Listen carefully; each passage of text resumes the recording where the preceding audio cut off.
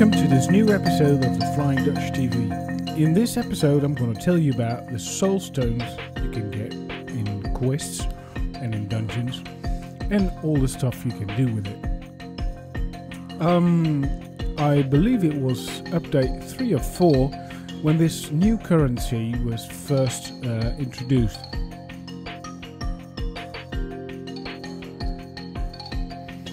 These days there are a couple of more quests you can do to gain soul stones. You can get all these quests in the area between Greenmont and Cliffwatch, and well, actually it starts in Greenmont itself.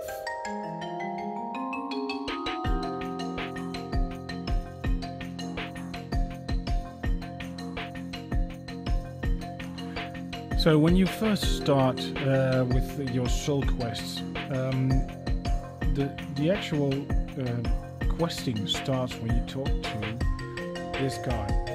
I have done the quest already, so it doesn't have it anymore. But he stands on the main square of Greenmont near the billboard. As you can see, there's a teleport thingy, the auction house, everything else. But we're going to take some quests, and I'm going to show you where to go questing and everything. So, if you are near a teleport point, the nearest teleport to those quests are Cliffwatch. So we're going to Cliffwatch.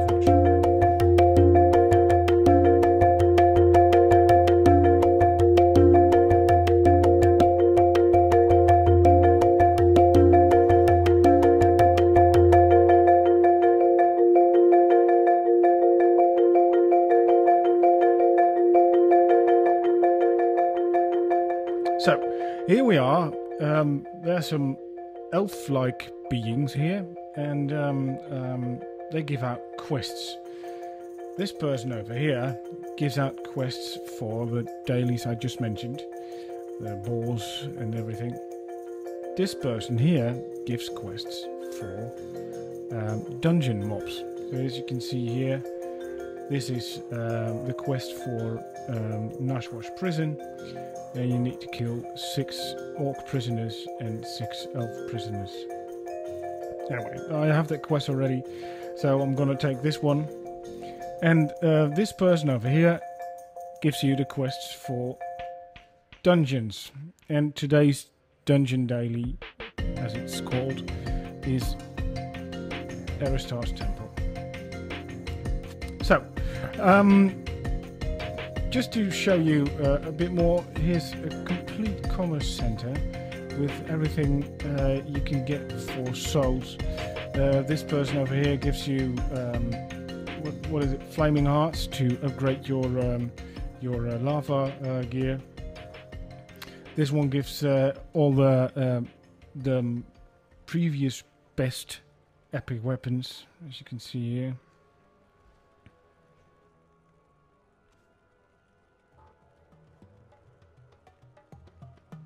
A minute. This one gives you the tier 1 accessories, and this one gives you the tier 2 accessories. As you can see, the amount of souls you need to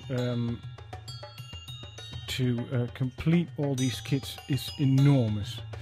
And I must say, if you have more than one toon, as I have, it's a bit, tedious, so to speak. Because the other thing you can use soul stones for is recipes for your tier 1 rune gear and to upgrade your tier 2 gear.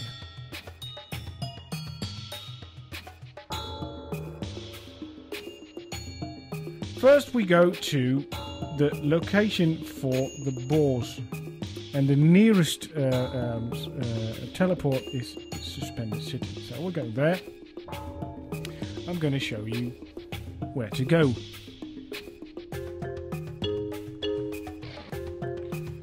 So let's speed things up a bit.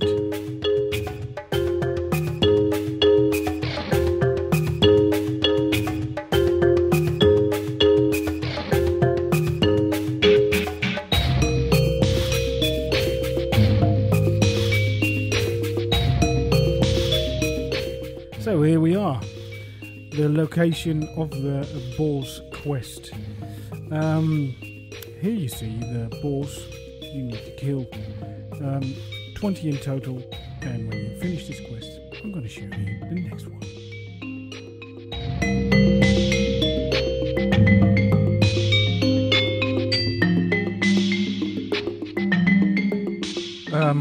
The next soul quest, the mob's soul quest, is the witch's soul quest, and it's the nearest spawn point is Wind's End, and I'm going to show you how to walk. And let's speed things up again.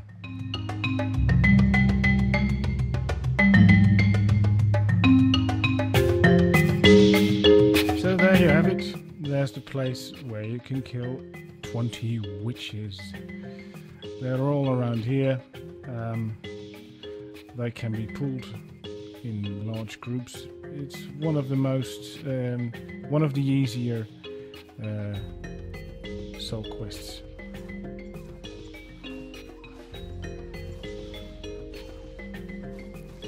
Anyway, enough playing.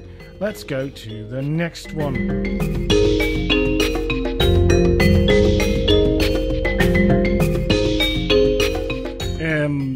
Here we have the location for the troll quest. The nearest teleport is Wurgast's library. And why not speed things up a bit again?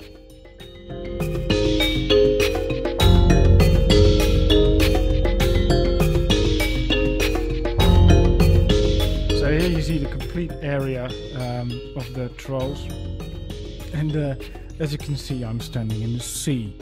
As long as I can remember, this was sort of like a bug, this location, but oh well, it's fun. And here you have the trolls. These do pack a little more of a punch than the witches, so be careful not to take on too many if you don't have a tank or a healer with you.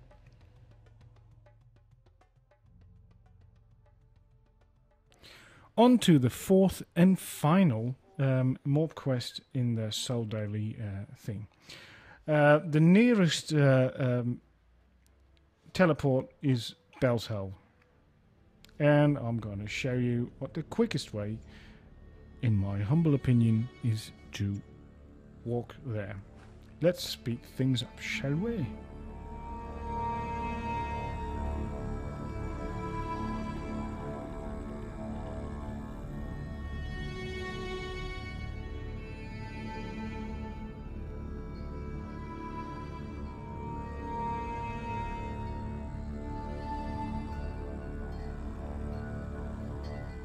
And here we are. This is the first area of the shadows, and it's situated over here.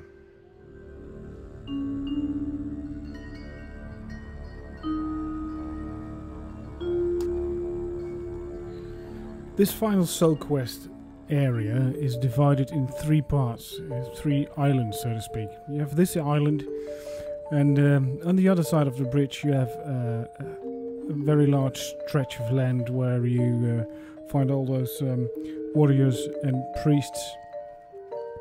And when you take this bridge, you end up in the third area of this soul quest area, and it's the PvP area. Which brings us to the second part, or actually the third part of this guide, the locations of rare mobs.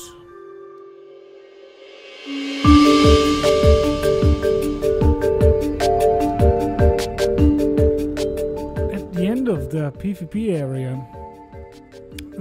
in the area where you can fight the shadow warriors and priests, there is this small arena, small stage, I better say, where from time to time the rare mob, the Shadow Prince, spawns.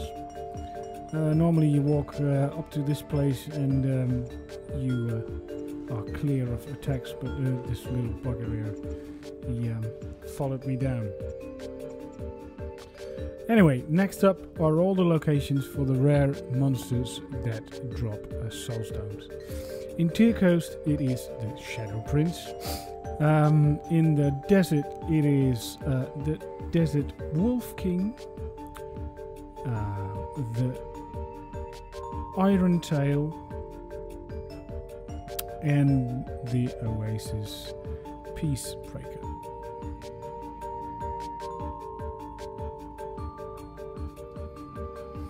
And in Sin-Scald Rift it is the Elemental King.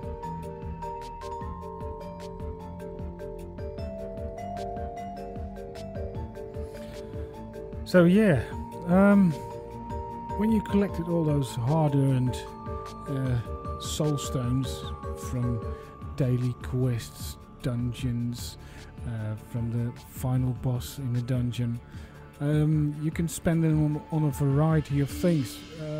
As I mentioned in the beginning, in the sort of commerce area of those angel type people, you can buy all sorts of accessories, tier 1 and tier 2 accessories.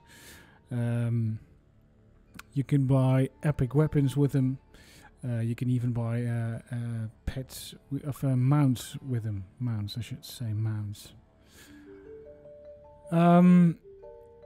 When you get your rune gear, so the tier 1 gear, you can also buy recipes from vendors that are in front of all the dungeons. And the tier 2 gear recipes can be bought from a guy who stands before the Salem dungeons. Well, I think this sort of wraps it up for this episode. I think I told you everything I know about soulstones and what to do with them, and the importance of them. You never know what the next update will bring, so maybe they'll become completely obsolete in the next update, but at least you have the information now. I hope to see you again next time for my next episode, which will be the Salem Dungeon guide walkthroughs. Thank you again, and see you next time.